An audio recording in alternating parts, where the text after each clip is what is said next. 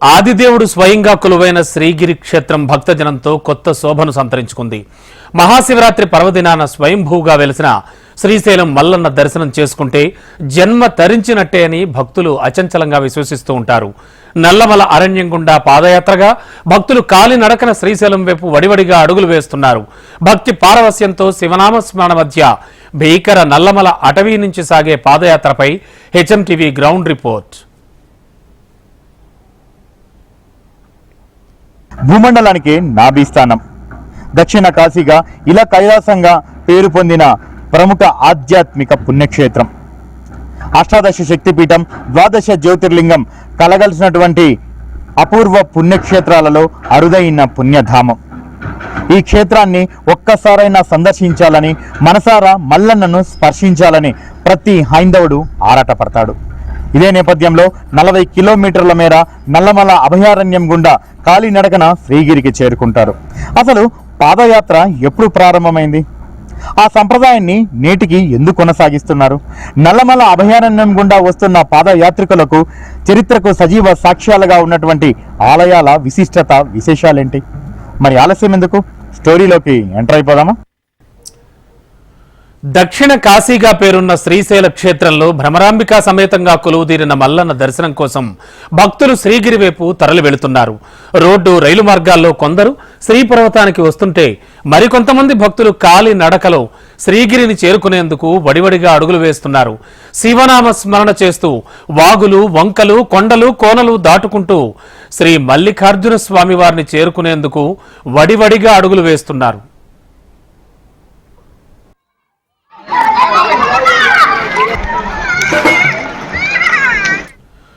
పాద నడకలో శ్రీశైలం చేరేందుకు 2 రోజుల సమయం పడుతూ ఉంటుంది. నంద్యాల జిల్లా ఆత్మకూరు నుంచి 47 కిలోమీటర్ల దూరంలోని శ్రీశైలం చేరుకునేందుకు భక్తులు శ్రమించక తప్పదు. ఎత్తైన శిఖరాలు, పులులు సంచరించే అటవీ మార్గంలో కొండలు, కోనలు, లోయలు దాటుకుంటూ అడుగులు వేయాలి. 5 మెట్ల మార్గాలు, 2 శిథిల మహాద్వార గోపురాలు, 10 చారిత్రక ప్రాంతాలు, 7 పురాణేతిహాస ప్రదేశాలు, ఇవన్నీ దాటుకుంటూ ఈ అఖండ యాత్ర కొనసాగుతుంది.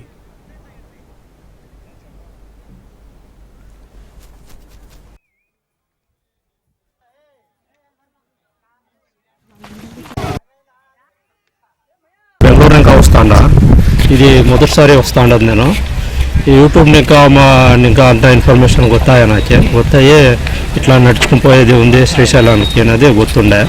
అందుకనే పాదయాత్ర అనుకుంటే నేను వచ్చున్నాను. మేము శ్రీశైలానికి దర్శనం శివరాత్రి ఇలా పోవాలంటే అనుకుంటున్నాం. దానికే ఇట్లానే నడుచుకుని పోతే పాదయాత్ర లేకపోతే బాగుంటుంది, మంచిది అవుతుంది అని. యుగ యుగాల నుంచి వస్తోన్న ఈ పాదయాత్ర సంప్రదాయాన్ని నేటికి లక్షల మంది భక్తులు పాటిస్తూ ఉన్నారు. మహాశివరాత్రి, ఉగాది బ్రహ్మోత్సవాలు, కార్తీక మాస సమయంలో లక్షల సంఖ్యలో భక్తులు నల్లమల్ల అభయారణ్యం గుండా శ్రీగిరికి పాదయాత్రగా చేరుకుంటూ ఉంటారు. పాదయాత్ర చేసి మల్లన్న దర్శనం చేసుకుంటే తీరని కోరికలు నెరవేరుతాయని అచంచల విశ్వాసం, నమ్మకం. నల్లమల అడవుల గుండా సాగుతూ అప్పటి చరిత్రకు సజీవ సాక్ష్యాలుగా ఉన్న ఆలయాలను దర్శించుకుంటూ ఆ స్వామివారిని మనసులో స్మరించుకుంటూ ఓం నమశివాయ అనే పంచాక్షరి మంత్రంతో పాదయాత్ర ముందుకు సాగుతూ ఉంటుంది. భ్రమరాంబ సమేత మల్లికార్జునుని దర్శనానికి పాదయాత్రగా బయలుదేరినటువంటి భక్తులందరూ కూడా వెంకటాపురం నుంచి ప్రారంభించిన తర్వాత వారి తొలి మజిలి నాగులూటి గూడెంలో ఉన్నటువంటి గోసాయికట్ట ఆంజనేయ స్వామి దేవాలయం. ప్రధానంగా వెంకటాపురం నుంచి నాగులూటి గూడెం వరకు కూడా 6 నుంచి 7 కిలోమీటర్లు పూర్తిగా పొలాల మధ్య పాదయాత్ర సాగుతుంది. అయితే నాగులూటి గూడెం వచ్చిన తర్వాతనే నల్లమల అభయారణ్యం వారికి స్వాగతం పలుకుతుంది. ఇక్కడ ఆంజనేయ స్వామికి మొక్కుకొని ఇక్కడ కాయ కర్పూరం సమర్పించుకున్న తర్వాత తమ పాదయాత్ర ఎటువంటి ఆటంకం లేకుండా దిగ్విజయంగా జరగాలని, అలాగే అందుకు మనోధైర్యంతో పాటు బలాన్ని చేకూర్చాలని అభయాంజనేయ స్వామిని మనస్ఫూర్తిగా మొక్కి శివనామస్మరణ చేసుకుంటూ ఇక్కడి నుంచి మల్లన్న దర్శనానికి పరుగున పాదయాత్ర పెడతారు. శ్రీశైల క్షేత్ర దర్శనం సర్వ పాపహరణం. అందుకే భక్తులు ఈ పుణ్యక్షేత్రం చూసేందుకు అత్యంత ప్రాధాన్యాన్ని ఇస్తూ ఉంటారు. ఆత్మకూరు నుంచి శ్రీశైలం వైపు అడుగులు వేసే భక్తులు వెంకటాపురం నుంచి నడక మొదలు పెడతారు. ఆత్మకూరు నుంచి వెంకటాపురం వరకు బస్సు సౌకర్యం ద్వారా చేరుకొని ఇక అక్కడి నుంచి పొలాల మధ్యలో నుంచి 7 కిలోమీటర్ల మేర పాదయాత్ర కొనసాగిస్తూ ముందుకు కదులుతారు. 6 కిలోమీటర్లు నడక సాగించిన తరువాత బైర్లూటి చెంచు గూడెంలోకి ప్రవేశిస్తారు. ఇక అక్కడే పాదయాత్ర భక్తులకు నల్లమల అభయారణ్యం స్వాగతం పలుకుతుంది. ఇక అప్పటి వరకు పచ్చని పొలాల మధ్య చేలగట్ల మధ్య నడుచుకుంటూ వచ్చిన భక్తులకు ఒక్కసారిగా వాతావరణం మారిపోయి దట్టమైన అభయారణ్యం దర్శనమిస్తుంది. ఆ అరణ్యంలోకి ప్రవేశించి ముందుకు సాగగానే సింధూర వర్ణంతో 10 అడుగుల అభయాంజనేయ స్వామి వారి నిలువెత్తు విగ్రహం దర్శనమిస్తుంది. పాదయాత్రగా ఇక్కడికి చేరుకునే భక్తులు ముందుగా టెంకాయలతో మొక్కులు చెల్లించుకుని అడుగులు ముందుకు వేస్తారు.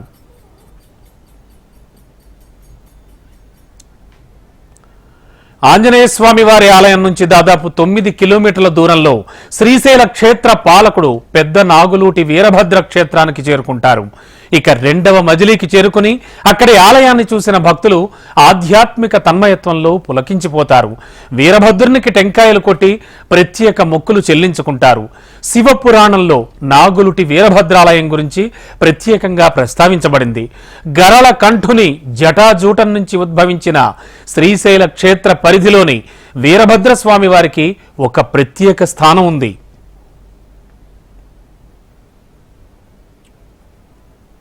పాదయాత్రికుల 2వ మజిలీ నాగులూటి వీరభద్రస్వామి ఆలయం.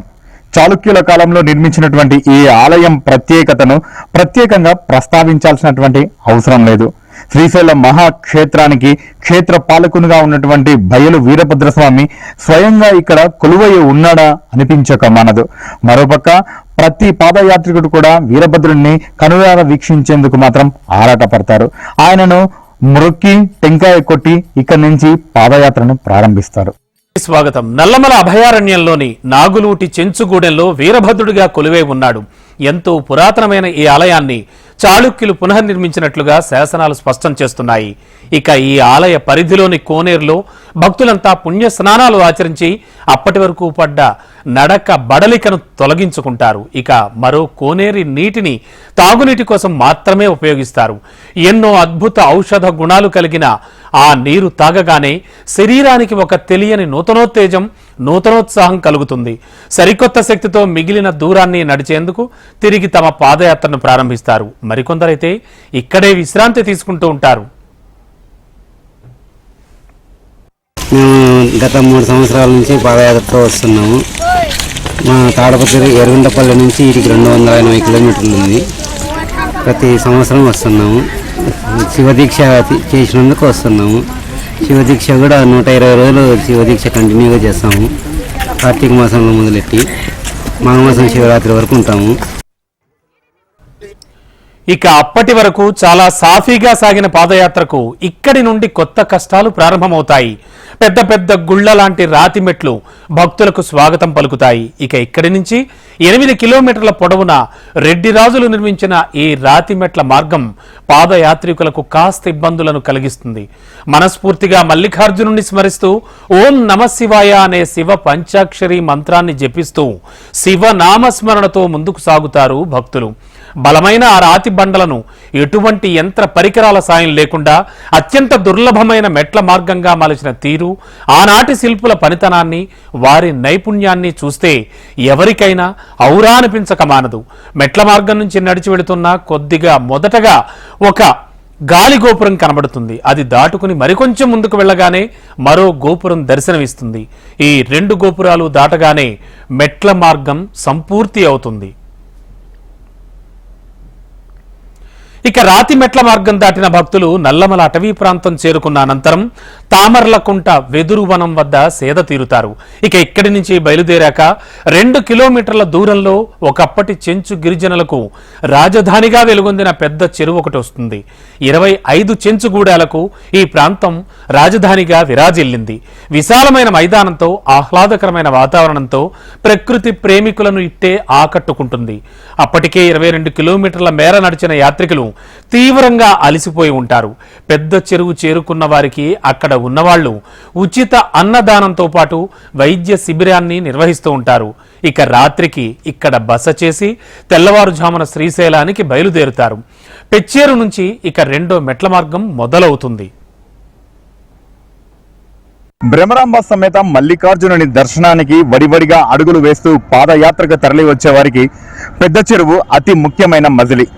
ప్రధానంగా ఒకప్పుడు ఈ ప్రాంతమంతా కూడా చెంచుల రాజధానిగా వెలుగొందింది. ప్రతి పాదయాత్ర భక్తుడు కూడా ఇక్కడ సేద తీరేందుకు అత్యంత ప్రాధాన్యతనిస్తాడు.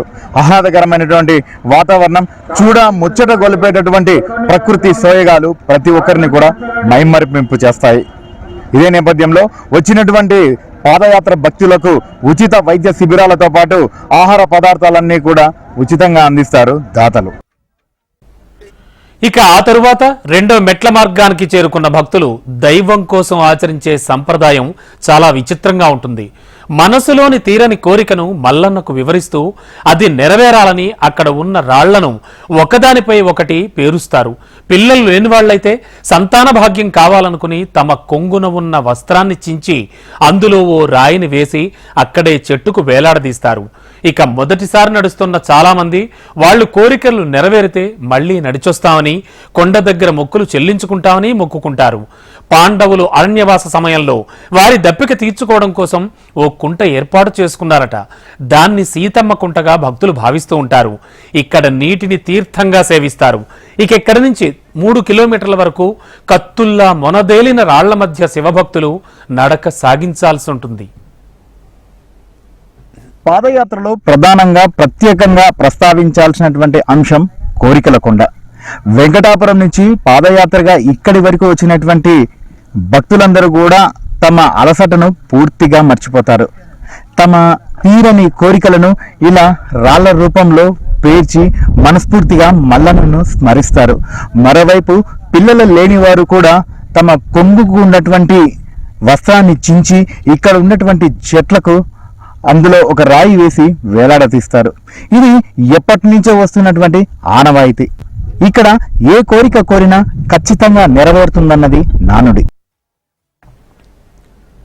కాలినడకలో శ్రీశైలం చేరుకునే భక్తులకు చివరి మజిలీకి ముందుగా వచ్చే మరో ప్రాంతం భీముని కొలనులోయ. అడవిలో నీటి కోసం వెతికి అలసి సొలసిన భీముడు తన గదతో కొండను బద్దలు కొట్టడంతో అక్కడ 2 నీటి ధారలు ఏర్పడ్డాయని చెబుతూ ఉంటారు.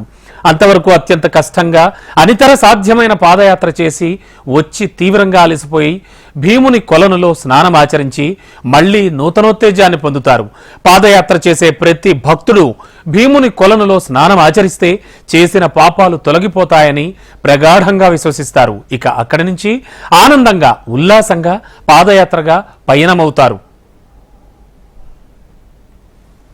7 సంవత్సరాల నుంచి పాదయాత్ర చేసినాం. ఇది 8వ సంవత్సరం.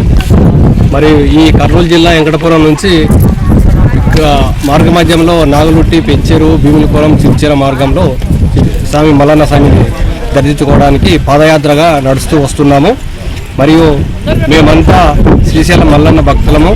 ఎప్పుడూ స్వామిని కొలుస్తూ స్వామి యొక్క పూజలు చేస్తూ మా యొక్క కష్టాలన్నీ చెప్తే మా సమస్యలన్నీ తీరుతున్నాయని మేము ఈ పాదయాత్ర చేస్తున్నాం. కాబట్టి మరియు మార్గ మధ్యంలో చాలా చోట్ల అన్నదానాలు స్వచ్ఛందంగా మరియు వివిధ సంస్థలు, వివిధ నాయకులు, ప్రభుత్వం స్వచ్ఛందంగా అన్నదాన కార్యక్రమాలు ఏర్పాటు చేసి మంచినీళ్ళ సౌకర్యం కానీ మరియు అన్న సౌకర్యం కానీ పూర్తి స్థాయిలో భక్తులకు సౌకర్యం కల్పిస్తుంది. ఇక ఆ తరువాత భీముని లోయ నుంచి 2000 అడుగుల ఎత్తులో ఉన్న పర్వతం పైకి నడిచి అక్కడి నుంచి భక్తులు నేరుగా కైలాస ద్వారం చేరుకుంటారు. సకల గణాలకు వినాయక స్వామిని శివుడు అధిపతిగా చేయడంతో అలిగిన కుమారస్వామి శ్రీశైలంలోని ఈ ప్రాంతానికి వచ్చి ఇక్కడే ఉన్నాడని పురాణాలు ఘోషిస్తున్నాయి. ఇక ఇక్కడి నుంచి హటకేశ్వరం చేరుకునే భక్తులు తాము శ్రీశైలం వచ్చామని చెప్పుకుంటూ సాక్షి గణపతి దర్శనం చేసుకుంటారు. ఇక్కడి నుంచి స్వయంభూవుగా వెలిసిన మల్లన్న దర్శనం చేసుకుని తరిస్తారు. 2 రోజుల పాటు అత్యంత కష్టమైన ఈ పాదయాత్ర చేసి మల్లన్న దర్శనం చేసుకోవడం ఓ గొప్ప వరంగా భక్తులు భావిస్తారు. 40 కిలోమీటర్ల మేర నల్లమలలో కాలినడకన తరలి వచ్చేటటువంటి పాదయాత్రికులకు ఒక్కసారి ఈ ముఖద్వారం కనపడగానే సాక్షాత్తు భ్రమరాంబ సమేత మల్లికార్జునుని చూసినంత ఆనందం కలుగుతుంది. ప్రధానంగా రాత్రి పగలు అన్న తేడా లేకుండా నల్లమల అడవుల గుండా సాగే ఈ యాత్ర ఆద్యంతం ఆహ్లాదకరమైనటువంటి వాతావరణంతో పాటు ఆధ్యాత్మిక అనుభూతిని మిగులుస్తుందంటంలో ఎటువంటి అతిశయోక్తి లేదు.